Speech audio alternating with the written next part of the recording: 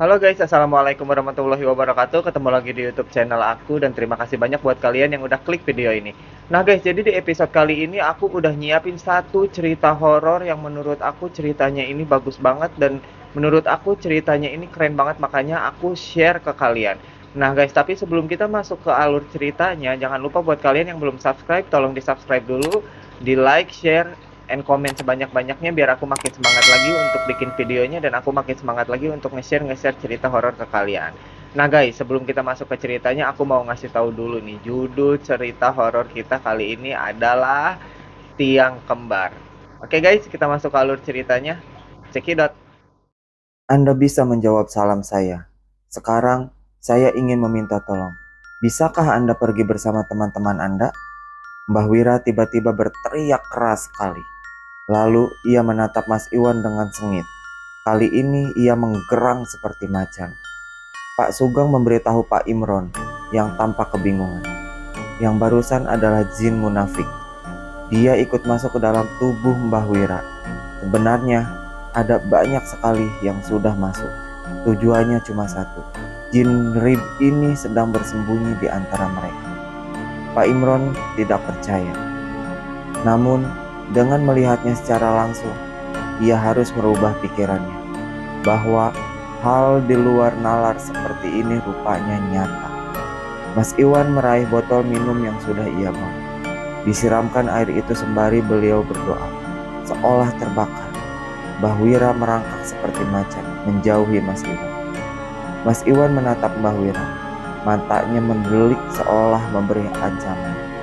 Dan Mbah Wira terus meraung marah. Suaranya nyaris seperti harimau betulan. Pak, permintaan saya tadi sudah dibawa kan? Pak Sugeng mendekat, memberikan kain kafan yang sudah dirobek berbentuk siluet tali. Tolong bantu saya pegangin ini Pak, kata Mas Iwan. Pak Sugeng dan Pak Imron langsung menangkap Mbah Wira. Kaget, bercampur bingung. Tenaga Mbah Wira bukan main kuat. Bagaimana mungkin wanita yang sudah berumur bisa membuat dua lelaki dewasa seperti tersudut? Mas Iwan menyentuh kening Mbah Wira, sembari memanjatkan ayat-ayat. Raungan Mbah Wira semakin keras.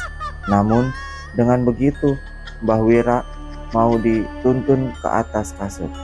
Diikatnya kaki dan tangan Mbah Wira dengan tali kain kafan di 4 tiang ranjang. Masih mengaum marah, Mas Iwan kemudian kembali membaca ayat-ayat. Kali ini, Mbah Wira sudah tidak seperti macan. Namun, suaranya menggelegar tertawa-tawa, bahkan mencemooh. Kamu pikir dengan begini, kamu bisa mengusirku? Dasar anak kecil, kamu tidak akan bisa memaksaku keluar. Apakah itu jinnya, Mas? Tanya Pak Imron. Wajah Mbah Wira mendelik dengan senyum mengejek. Seolah-olah apa yang dilakukan Mas Iwan tidak berguna.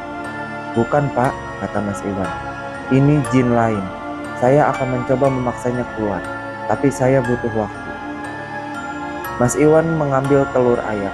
Diletakkannya telur di bawah ranjang kasur. Kemudian beliau kembali membaca ayat-ayat. Aneh, meski wajah Mbah Wira meringis, menahan sakit, namun ia masih tersenyum seolah membuktikan bahwa ia tidak dapat dikalahkan. Yang terakhir, Mas Iwan menarik sesuatu dari ujung kepala, seolah ada yang ia ambil. Namun, ia lakukan itu berkali-kali. Jeritan Mbah Wira begitu hebat, sampai menimbulkan kebisingan di antara warga yang berbondong-bondong mendekat dan penasaran. Pak Sugeng segera menemui warga, menjelaskan apa yang terjadi. Begitu selesai, Mas Iwan keluar dengan wajah masam. Pak Imron seolah tahu apa yang akan dikatakan Mas Iwan. Mohon maaf, tempat ini sudah dijadikan sarang sama jin rib. Setiap saya keluarkan satu, masuk lagi yang lainnya untuk menggantikan.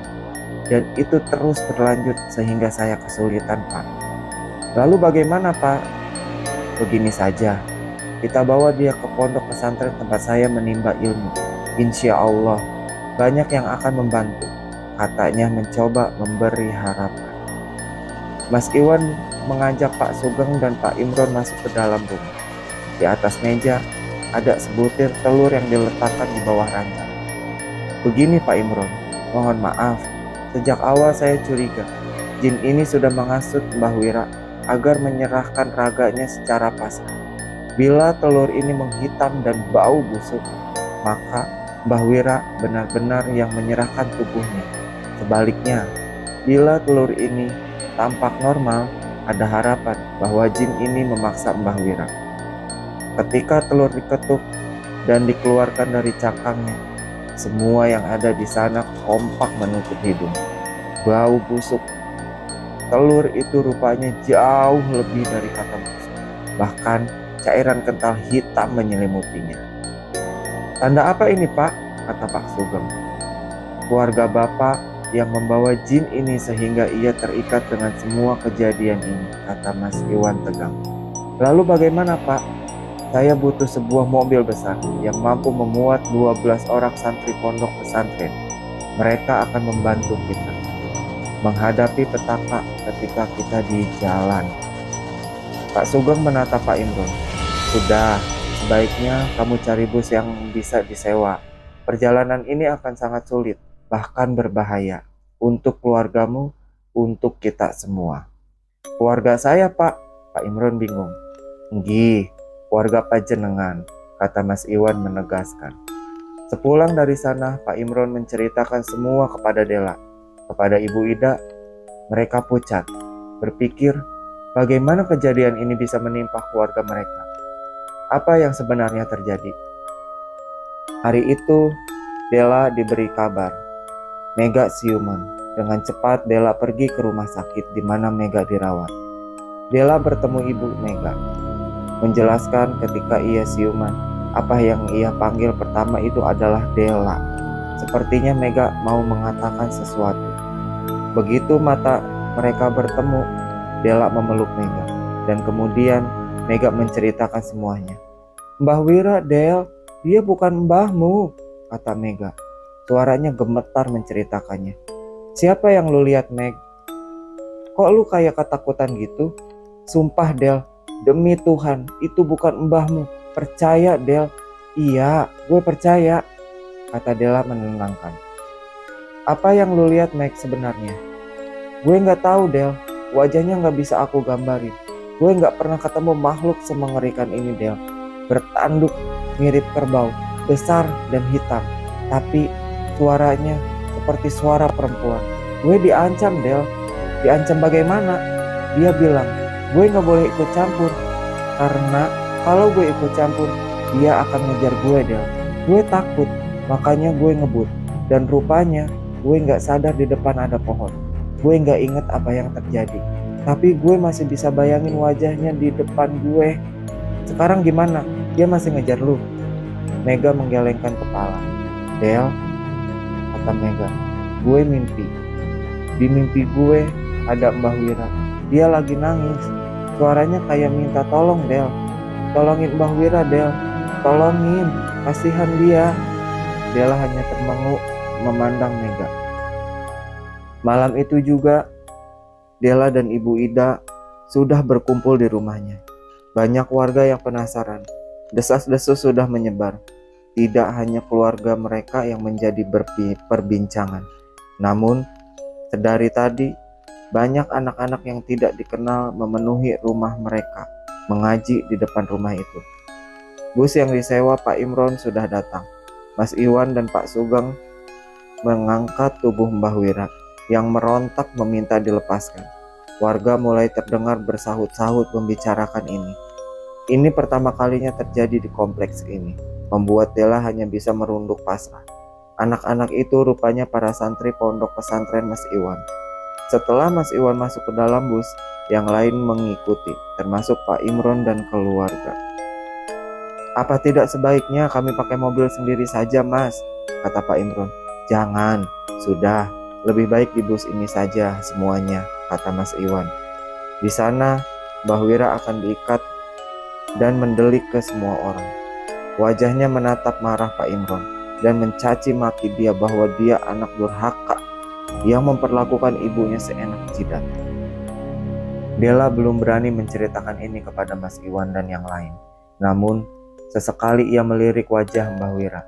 Setiap kali Dela meliriknya, ia melihat Mbah Wira juga menatapnya, tersenyum seakan-akan menyapanya. Bus mulai meninggalkan rumah Pak Imron. Suara para santri lantang berdoa membaca kertas yang sudah dibagikan Mas Iwan. Bus itu seperti bus ke semuanya, menjadi seperti pengajian. Namun, entah perasaan apa yang lewat begitu saja, karena Dela sudah merasa bahwa perjalanannya tidak akan mudah. Benar saja, sepanjang perjalanan mendengar para santri berdoa umumnya akan membuat Dela tenang. Namun, rupanya sebaliknya, semakin jauh bus berjalan, bulu kuduk Dela semakin merinding. Sampai mereka meninggalkan keramaian dan mulai memasuki hutan. Perjalanannya sendiri jauh ke timur. Mbah Wira hanya tertawa, masih terus mengumpat dengan bahasa Jawa. Dan seolah apa yang mereka lakukan sia-sia belaka. Sampai tepat di jalanan tengah hutan, Dela melihatnya. Sepanjang jalan, dia bisa melihat di luar. Di samping pohon-pohon hutan ia diawasi, diikuti. Lalu, bus mendadak berhenti begitu saja. Mas Iwan meminta semua tetap membaca doa. Sopir bus melihat ke arah Pak Imron. "Maaf Pak, busnya tiba-tiba berhenti." Saat itu, gemuruh suara terdengar, membuat para santri seperti tersentak. Diikuti suara tawa melengking. Mbah Wira menunjuk Mas Iwan, kemudian berkata, "Musibah ini tidak akan berhenti di sini. Ia akan mengikuti setiap dari kalian yang ada di sini." "Bismillah Pak, ayo coba jalan lagi," kata Mas Iwan tenang. Anehnya, bus kembali berjalan. Namun, supir bus itu tampak mengerti apa yang sebenarnya terjadi di sini. Bukanlah perjalanan biasa. Karena ia bercerita kepada Pak Imron, sepanjang perjalanan, di kiri kanan jalan banyak sekali memedi, berbaris di sepanjang jalan meminta naik. Astagfirullahaladzim, kalimat itu terus terdengar dari mulut si supir. Setiap ia melihat jalan, ia akan berucap kalimat itu kembali. Sebenarnya, tidak hanya itu, semakin malam, entah kenapa semakin dingin. Dinginnya bukan karena suhu turun, namun ada energi negatif yang begitu kuat, seolah-olah menahan mereka agar tidak lanjut. Sampai akhirnya, hal yang paling tidak diinginkan terjadi. Ban bus sempat bergesek di jalan yang sudah sepi itu. Untung saja bus mampu berhenti tiba-tiba. Rupanya Mas Iwan menyadari sesuatu. "Alhamdulillah," katanya. Bingung, Pak Imron bertanya, "Maksudnya bagaimana Pak?" "Pak supir, tolong dicek ban atau mesinnya. Sekarang Gih, yang lain tetap di dalam bus. Monggo Pak Sugeng ikut saya," kata Mas Iwan. Tanpa menunggu waktu lama, Pak supir memeriksa ban satu-satu. Dan benar saja, ada satu ban yang kondisinya tidak memungkinkan untuk kembali berjalan. Pak supir lantas bertanya, "Apa maksudnya ini Pak?" "Sudah, sekarang kita ganti bannya." Untung saja kejadian ini tidak menimpa kita di depan sana.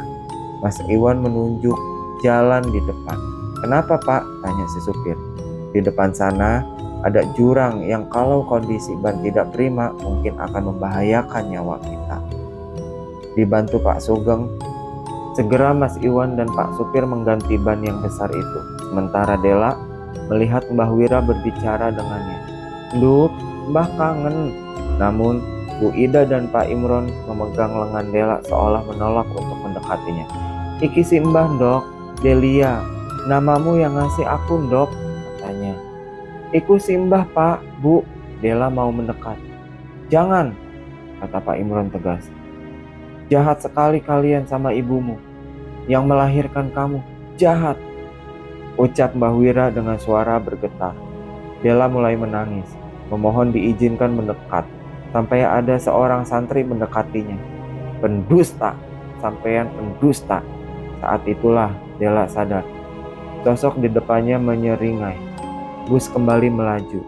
Dan benar saja, di kiri jalan hampir sepanjang 12 km itu jurang. Pak supir tidak berhenti istighfar, seolah kejadian malam ini merupakan pengalaman yang membuatnya tidak percaya. Sementara Mbah Wira kembali tertawa-tawa. membuat suasana kian mencekam. Selepas jalan jurang, rupanya mereka masih harus masuk lagi ke jalan samping kiri kanan hutan. Sampai akhirnya, Mas Iwan menyuruh berhenti di sebuah jalanan yang dibabat. Bus pun berhenti. Mas Iwan dan Pak Sugeng mengangkat Mbah Wira, menuntunnya untuk ikut.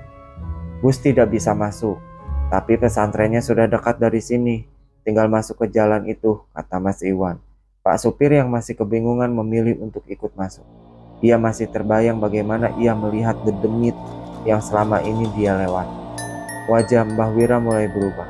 Awalnya di mana ia terlihat ponggah, sombong, kini meraung meminta dilepaskan dan mengancam akan mencelakai Mbah Wira semakin jauh bila ia tetap dipaksa ikut. Pak Imron sedari tadi khawatir dengan ancaman itu. Namun Mas Iwan justru menentang. Kamu pikir saya tidak mengerti kamu hanya menggertak. Suara meraung semakin terdengar, diikuti para santri. Dela berjalan tepat di belakang Pak Sugeng. Bu Ida dan Pak Imron ada di belakangnya. Suasana pesantren itu rupanya tidak seperti yang ia bayangkan. Di kiri kanan ia bisa melihat pohon di mana-mana. Selain itu, perasaannya semakin tidak enak.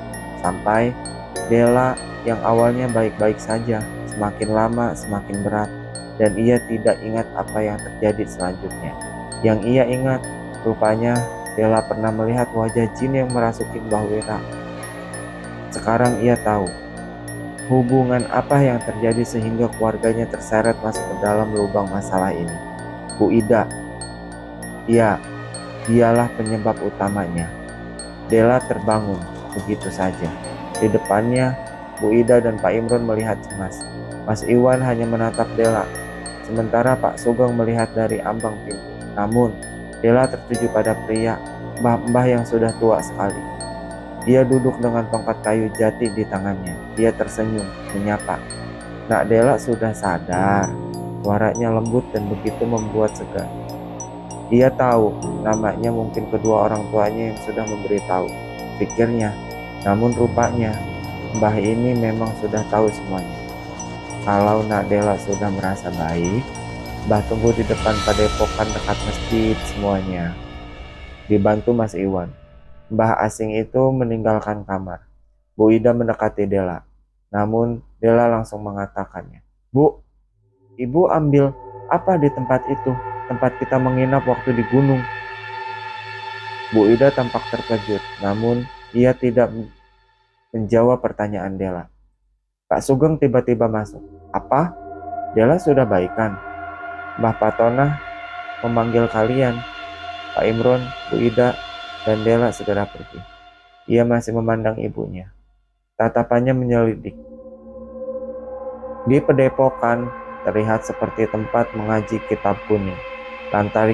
Lantainya terbuat dari kayu jati yang disepuh, sehingga halus. Di sana, Mbah Fatona, Mas Iwan sudah menunggu. Di depannya ada kopi hitam dan sebutir telur. Pak Imron seperti sudah tahu apa yang akan dilakukan Mbah Fatona. Langsung saja nggih, begini, kata Mbah Tona. Saya harus ngasih tahu dulu, bila Mbah Wira, mbah kalian saat ini, disembunyikan di tempat yang sangat jauh, tidak bisa pulang, tidak bisa dituntun pulang. Jadi, sebelumnya saya harus menyampaikan ini. Mohon maaf bila saya tidak dapat membantu banyak, tapi saya akan coba sebisa mungkin, dan semoga Allah memberikan kemudahan. Tangis pecah. Dela dan Ibu Ida berpelukan, sementara Pak Imron hanya menutup matanya dengan tangan. Padepokan mendadak hening sekali. Sebelumnya saya hanya mau memastikan dulu, ucap Mbah Tona, menatap Pak Imron, Bu Ida, dan Dela bergantian. Sebelum kejadian ini menimpa, adakah di antara kalian yang bermimpi bertemu dengan seorang wanita yang cantik? Dela langsung mengatakan, "Nggih Mbah, itu saya." Nak Dela tahu siapa wanita ini. Dela menggelengkan kepala. Nak Dela, kata Mbah Tona, coba mendekat. Ketika Dela mendekat, Mbah Tona membacakan ayat serta memijat tengkuk Dela dan betapa terkejutnya Mendadak perutnya mual dan Dela memuntahkan sesuatu. Astagfirullah, ucap semua orang yang melihat. Di lantai ada seperti ikan lele, namun bukan lele.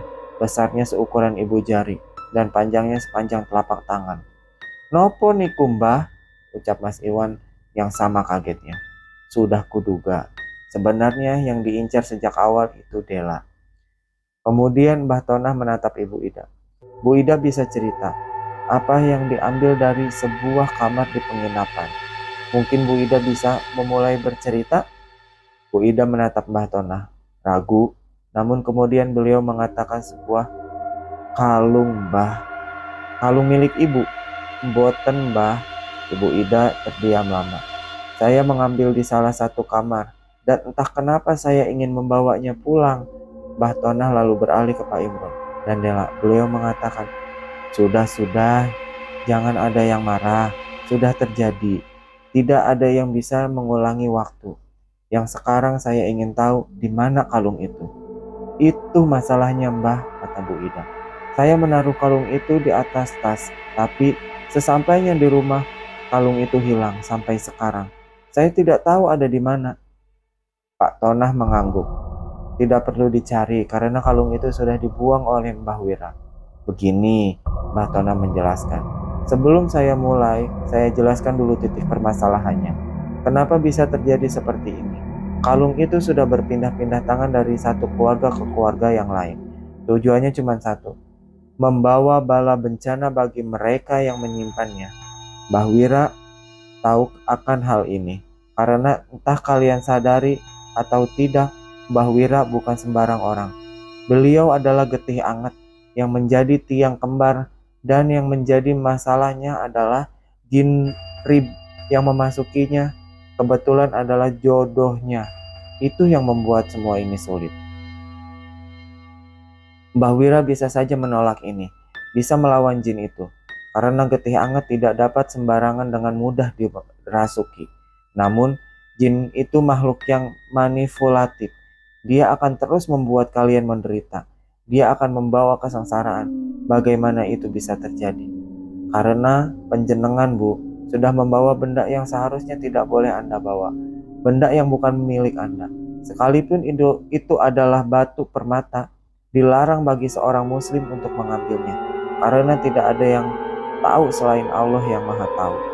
Mbah Wira menerima jin ini, asalkan di kalian tidak dilibatkan dalam penyakit atau musibah yang sedang siap ia tumpahkan kepada keluarga ini. Sekarang, saya harus cari tahu dulu di mana Mbah Wira disembunyikan, karena alam mereka berbeda dengan alam kita. Semoga Allah membantu kita, dan semoga berakhir dengan baik. Bu Ida tampak terpukul.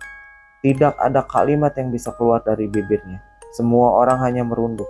Tidak pernah terbayangkan bila rupanya Mbah Wira yang menanggung akibat dari semua ini. Malam itu juga, Mbah Tonah mengantar Pak Imron sekeluarga ke tempat di mana Mbah Wira berada. Rupanya, tempatnya sangat jauh. Bahkan, butuh waktu 20 menit untuk sampai. Di sebuah gubuk kecil, di luar gubuk, banyak santri tengah mengaji. Cahaya di sana hanya bergantung dengan obor. Ketika pintu akan dibuka, Mbah Tonah mengatakan untuk menyiapkan mental, karena apa yang akan mereka lihat semata-mata bukan untuk menyiksa atau membuat Mbah Wira tersiksa. Ini hanya cara yang dilakukan untuk membersihkan jin dan bangsa lelembut yang sudah terlanjur masuk karena diundang. Sekarang tinggal jin rib itu sendiri yang ada di dalam tubuh Mbah Wira. Pintu dibuka dan Mbah Tonah mempersilahkan Pak Imron sekeluarga masuk. Ngeri bercampur takut. Apa yang disaksikan di luar batas nalar. Tangan dan kaki Mbah Wira dipasung. Wajahnya ditemui banyak luka borok. Tidak hanya itu, bau busuk yang menyengat. Siapapun yang menciumnya tidak akan bisa tahan. Mual, itu yang dirasakan Dela. Samping kiri kanan banyak darah di mana-mana. Ada apa ini, Mbah? Tanya Pak Imron. Sabar, Mas. Ini adalah ulah jin rib. Dia sudah tersudut, kata Mas Iwan menenangkan. Dialah yang pertama mendekati, dirinya tidak tahu lagi harus berkomentar apa. Meski semua ini terdengar gak masuk akal, Namun jauh di sana dia masih melihat bayangan si Mbah. Mungkin beliau sangat tersiksa. Sampai Della melihatnya dengan jelas. Mata Mbah Wira sepenuhnya hitam legam. Tidak ada yang putih di matanya. Ia meraung setelah melihat Della, memohon agar ia dilepaskan dari belenggu ini. Namun Della tahu itu bukan Mbah Wira. Mbah Tonah duduk di sebuah kursi tua. Beliau merangkul tongkatnya, menghadap Mbah Wira dengan tenang sebelum tertidur. Semua tampak kaget.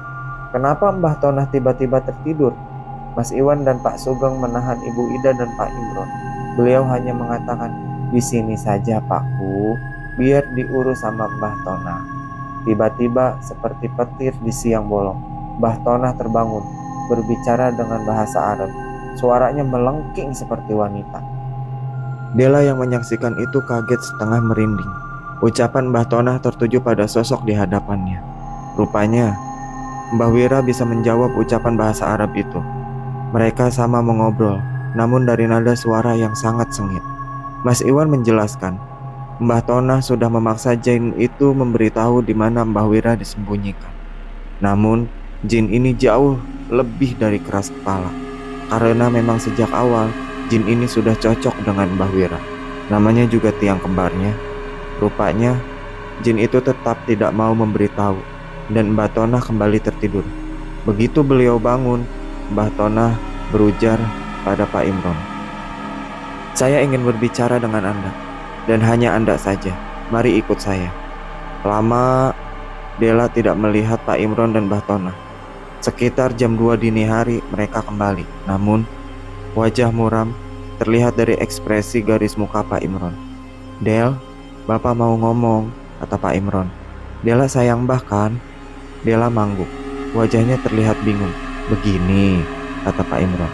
"Hari ini akan diadakan sholat mayit untuk Mbah Wira." Kaget, tentu saja. Della terdiam. "Sholat gaib, Pak," kata Della. "Jadi, Mbah sudah nggak ada?" "Begini," kata Pak Imron, mencoba memeluk Della. "Ada harapan dengan sholat gaib, kita sudah mengikhlaskan si Mbah. Dan jika kita sudah ikhlas, jin ini akan ikut lenyap. Tapi rupanya ini bisa memberi jalan ke si Mbah untuk pulang. Masalahnya, Della harus siap menerima konsekuensi apapun. Mungkin si Mbah bisa pulang, tapi akal sehatnya ikut lenyap. Namun hanya itu cara satu-satunya. Bukankah setiap manusia akan mati?" Malam itu, persiapan sholat gaib dilaksanakan saat itu juga. Bagai diterpa badai angin, rupanya jin Rib itu sudah tahu. Dia berteriak, dan alam menentangnya. Dengan angin yang berhembus kencang, para santri begitu terkejut. Namun Mbah Tonah tetap tenang. Sembari meminta semua santri mendekat, termasuk Della yang baru saja berwudu. Oke guys, jadi segitu dulu video kali ini. Untuk di part 2-nya udah selesai ya guys. Nah, tapi ceritanya belum selesai, ada lanjutannya nanti di part 3. Buat kalian jangan lupa nanti di part selanjutnya. Nah, semoga kalian suka dengan ceritanya dan semoga kalian suka dengan videonya. Tapi jangan lupa buat kalian yang suka dengan video ini, tolong dibantu subscribe, like, share, and comment sebanyak-banyaknya biar aku makin semangat lagi untuk membuat video-videonya dan aku semakin semangat lagi untuk menge-share cerita-cerita horor ke kalian. Oke guys, segitu dulu. Wassalamualaikum warahmatullahi wabarakatuh. Sampai ketemu di part selanjutnya and bye-bye.